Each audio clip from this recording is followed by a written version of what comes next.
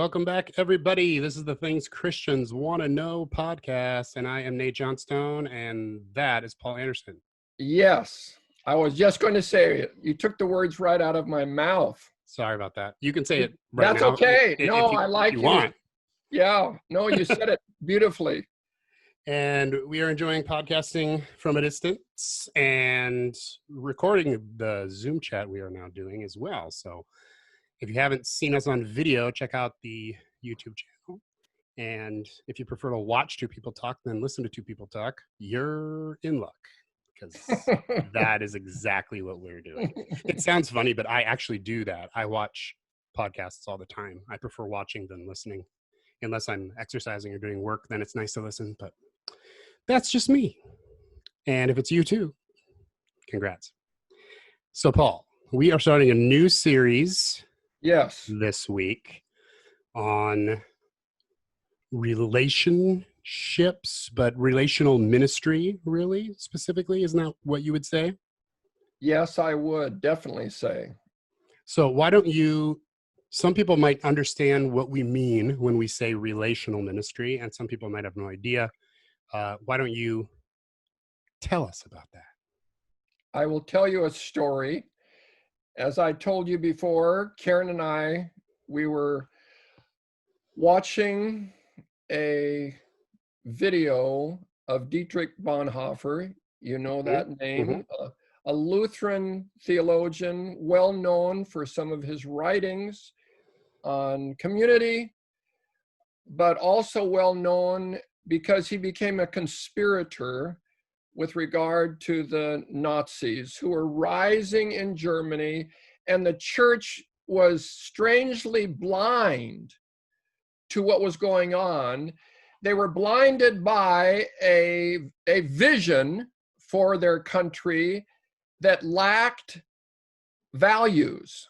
And we're going to talk about that in these podcasts, vision and values. Vision is where you are going, what you see out there. Values is what undergirds. Values is who you are, what you are, and it undergirds your vision.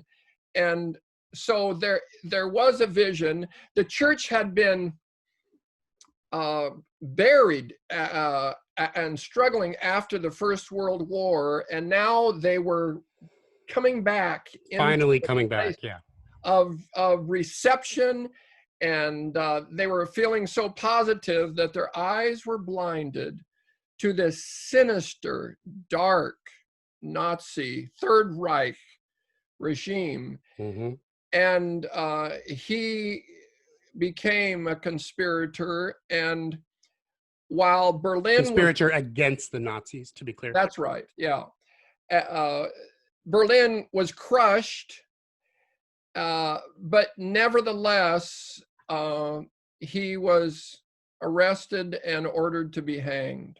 And so we lost a great person in him. And as I saw that, I was just struggling with the ability of a church to embrace something so dark. And I asked myself the question, could that ever happen again?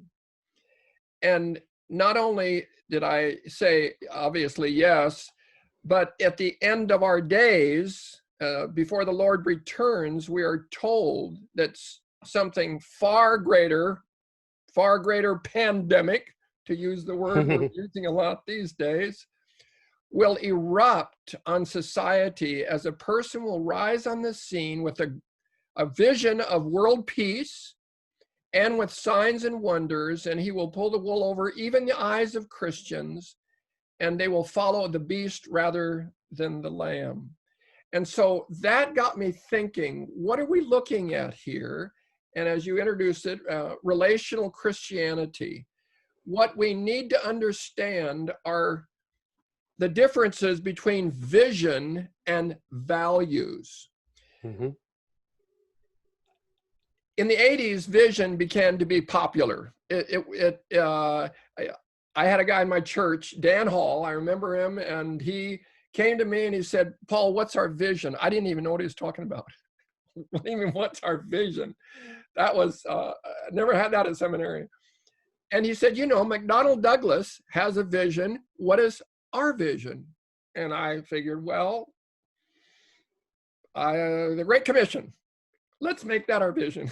And so, Right. but I didn't understand what Lyle Schaller said was that the most important single reality for a congregation, a network, a denomination is their values that undergird their vision. And I did not understand that.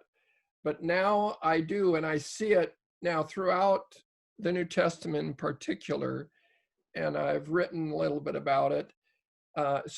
Vision without values leads to using people and sometimes abusing people. A lot of churches, they're functional. You ask them, well, what do you do? And they tell you about their function. I don't do that in my family. Here's Andrew, he mows the lawn. Here's Erica. I'm talking about the function. I talk about we have a loving family. We love to get together. That's the relational component that needs to be active in a family, and the church is modeled after the family. So we want the church to be a relational paradigm. The Trinity is a relational paradigm. And interrupt me here if I'm saying too much too fast. God the Father, God the Son, and God the Holy Spirit, they lived together from eternity past in solid relationship before they did anything and started this family on earth, because they are God is not a doctrine, God is a relationship. Right. And so the church is called to be that. They're called to be relational, like a family. So in a family, our relationships undergird our functions and grow out of the functions. I joke around, people say, well, why did you have kids? Well, because we needed somebody to mow the lawn. We needed somebody to wash the dishes. We needed jobs done. Love led us to do what we did. And so we have a relationship. However, the other side, if you have values, but you don't have vision, you're passive, you're stalled. You can have good values of who you are, what you stand for, but if you don't see that product and the end product and go for it, then it's easy to be stalled and not get anything done. And so these two need to be held in tension, that we operate with an understanding of our identity and who we are, and that becomes the motivation for the manifestation. So that's good. That's good. And so to put it in a current context, for us, we are at Lydia House Church, a small church, and it's a unique church. It's a different church. Our values and our identity is different than a lot of other places. And so when we are looking at questions that exist in these days, like, do we open the church? When does that happen? How do we operate after that happens? Those kind of questions. In order to find the answers to those questions, we look to what we already know is true about us. We look to our identity, we look to our values, and those help us to determine how to answer those questions and what those things might look like. And every church is different. And so every church will be looking at that in a different way. And these days, not every church has to do the same thing because churches are different, which brings into place a whole nother factor that we don't have to talk about now, but that in the New Testament, when it talks about a church in a city, there was only one leadership team, one group of elders. Now we have hundreds of churches. And so coordination becomes very difficult now, as relational ministry has kind of gone the way of the dodo in much of the church. And it would be interesting to try to get back to that in some capacity. But we can table that point for another time, because that's sort of weighted. But I like where you're going with, Paul. Can you give us some examples of values? Not necessarily values you have to have, but like an option, either from a previous church or a current situation. Well, In case people aren't sure what exactly you mean by that. I'll give you an example right from the scriptures. Sure. Paul is talking about ministry in 1 Corinthians 12 and talks about the gifts of the Spirit. Those are functions. Those are things that we do. But then he says, if I speak with the tongues of men or of angels and have not love, I'm a clanging gong. I'm a nothing. I am a nothing. I'm a zero. Mm-hmm. If I have faith to remove mountains, that's wonderful. They're getting the job done. They're moving mountains and have not love. What does it mount me? I would say it amounts to less. But Paul says, no, it is an absolute zero. Love is the foundation for the relationships that lead to functions. Mm-hmm. And if we choose to devalue those values, Mm-hmm. then we will use people. We will push for the function. Let's get those mountains moved and push on people. Or we need somebody. He's not real honest, but he's sure good with finances. We need somebody. So we tend to compromise. So we need a value like love undergirding what we do in the church in order to authenticate the vision and keep it on schedule. That's really interesting. And I think that from a Christian perspective, what you're saying could probably be true in a Christian run business as well, in that whether the business is selling refrigerators or the business is running a church, for leadership, there is always going to be temptations to just get it done. Ask Sophie to do it. She does everything, but she does everything. Should we continue asking her to do everything? Yes, it'll be easier. And so we burn people out. Yes. By asking them to do too much. And yes. One of the main areas where a church differs from a business, let's say, is that in the church, you're dealing with primarily volunteers. Mm-hmm. And so you have to be careful about how much burden you put on them. And you have to be careful that you don't, like if they give you pushback, you don't put some sort of religious guilt on them so that they feel like they have to do what you're asking to do. There's a lot of temptations because at the end of the day, a church sometimes needs to get stuff done. Yes. You need to get the worship video out on time. You need somebody to make the coffee. The chairs aren't set up. Like, you need stuff done. And so it's really challenging to put people before the functions that have to be done. It is. And we've all broken that. And I have found it difficult in seminary and stuff. I'm like, oh, I'm going to be fine with this. I'm not going to have a difficult time with this at all. I didn't think I would. But wow, at the end of the day, when stuff isn't getting done and it has to, it's really easy to sacrifice someone. Yes. Sorry, Jeff, you're going to get sacrificed because a bunch of stuff has to get done and you're the only one willing to do it. Yeah. And our value needs to be that is not okay. Yes. You know what? If the lights don't work right, well, we can just tell a joke about how the lights don't work right, and it'll be fine. It's not that big of a deal. People have to come first. Mm-hmm. Believe it or not, that's challenging. And for any of you who have led, whether it's in a secular environment or a church, you know this already. You know that there are certain employees that you lean on maybe a little too heavily, or you ask maybe a little too much of. And there will be consequences for that eventually. You might put too much on them and they break, or they might just leave because they don't feel appreciated enough or whatever it is. And that's true in the church as well. At the end of the day, people have to come first. And if you look at what Jesus did and what Paul did afterwards, it's clear that that's the case. Yes. Jesus did not pick a dream team, folks. He did not go through resumes and pick all 10 out of 10s to make sure he had the best possible business he could have. He picked people who in other people's minds were losers, mm-hmm. and dregs and unreputables. And he did all right. I love just picturing that when he calls Matthew, he's sitting at the tax table, Mm-hmm. probably with his buddies, and Jesus shocks them and shocks Matthew by saying, "Follow me."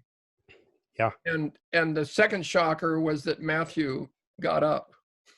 that Matthew did. He got up, and if you think about it, we would not have the Sermon on the Mount, a good portion of it. Which is a decent one. Yeah, it's a decent sermon. Yeah, If he hadn't said yes. So you're right. You're absolutely right, that Jesus picked them and then he shaped them. They were shapeable. They were teachable. They weren't already there. They were on the way. Yep. And he made them what they needed to be. Praise the Lord.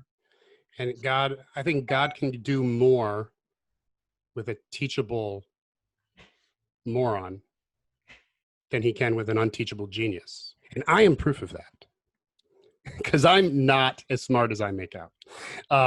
You're pretty smart. Okay. But I try to be teachable as much as possible.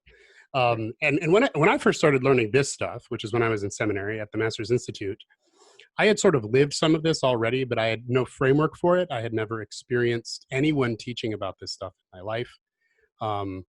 I had heard people teach about church is a business and it has to run in a business-like way for it to function properly. Like I had heard that, but I always had a little bit of an allergic reaction to that. I'm like, a pastor's not a CEO. That's not what I want to be. I don't want to be a CEO. Mm-hmm.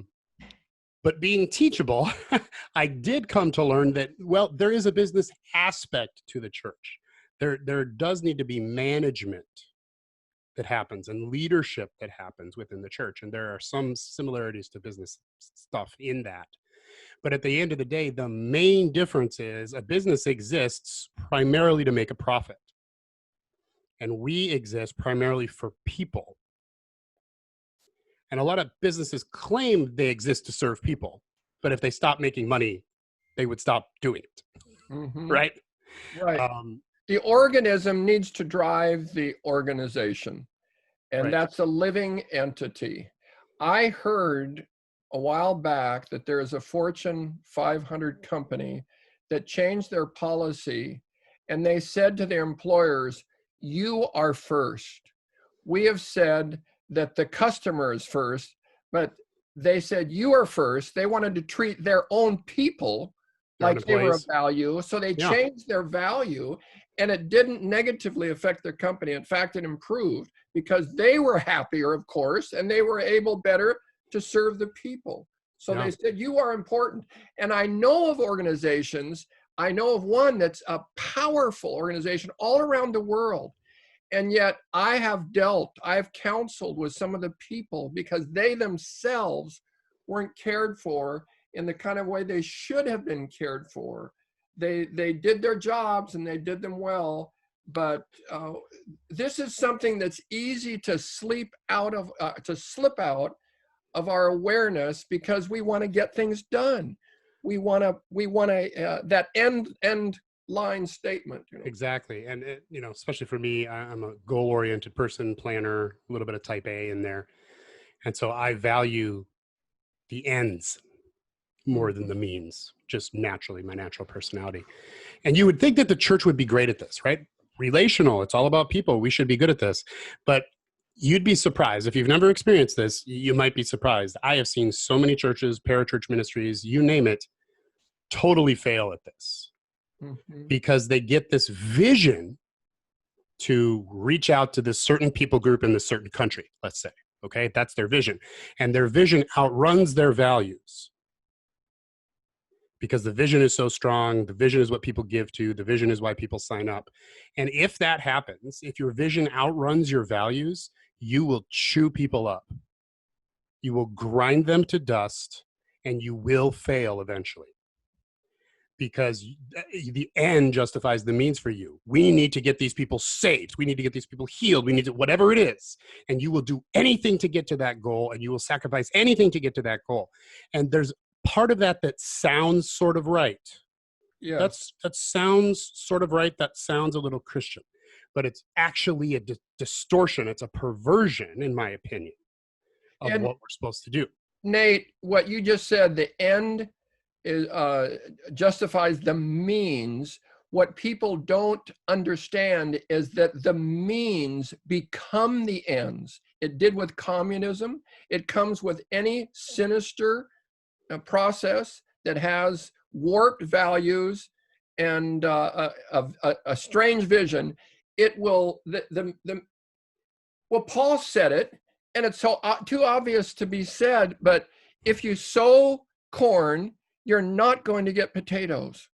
Huh. What you sow, you reap. If you are sowing discord and want unity, you blew it.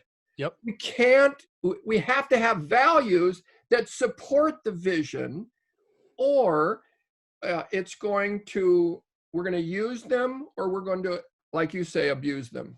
And so if you grind your volunteers into the ground in the name of helping people, you are already losing. And you ultimately will not succeed in your goal of helping people because you're hurting someone in order to help people. It just doesn't work that way. What we need to remember is the great commandment precedes the Great Commission. That's good. That'll preach. Yeah. That gives us the value that will undergird the Great Commission vision. So I like that. Yeah, this is really worth thinking about. When you think of some of the things that Jesus said, for instance, he said, if you are offering your gift at the altar, this is a great example. Here you come and worship. How important is worship? I put worship pretty high. Yeah. On this. Some have put it way at the top, but Jesus doesn't. He says, if you come to bring your gift and you realize that your brother has something against you, that becomes your priority. Drop it and go talk to him. Yes, because worship is to be done in unity. It can't be done if there's discord. And some say, hey, do it afterwards. No big deal. He doesn't know anyway. She doesn't care anyway. It doesn't make any difference. And they ignore that and they try to worship. And it's in heaven, it's cacophony. It doesn't sound good. And I remember, and I bet you remember too, Graham Cook said, if you want to upgrade your worship, upgrade your relationships. Do you remember when he said that? Yep. That stuck. That was one of the many things he said that I'm like, I don't know if I have a grid for what you're telling me right now. That happened a lot when I was in seminary. Which is good. That's good. Very good. But I've come to totally agree with that. And especially for my generation and younger, for many, worship is primary. Praise and worship, time with God. For many, that's really the only way they experience God at all. A lot of them don't experience God through scripture because they just don't do it. I'm not saying they can't, I'm saying they don't. But they do feel God, experience love, all those things in worship. So worship becomes the most important thing for them. And this passage is something that they really need to get a hold of. Because it's not all about you and God, and as long as you can worship, everything's fine. Jesus says, turn off the worship music, put your hands back down, go and talk to your friend or to whoever it was that you have some sort of disagreement with. And almost every epistle, Paul says this exact thing. I entreat Euodia and Syntyche to work out their problems. I entreat you to knock it off, work it out. You're suing each other, quit it. Almost every single epistle, he hits this exact same point. The relationship is more important than anything else, than getting stuff done. It's more important than how many people got saved today. It's more important than everything. Like it's why we do what we do. And that's one of the unique things I think about the Christianity that Jesus instituted, is that the means are actually more important than the ends. That's incredibly true.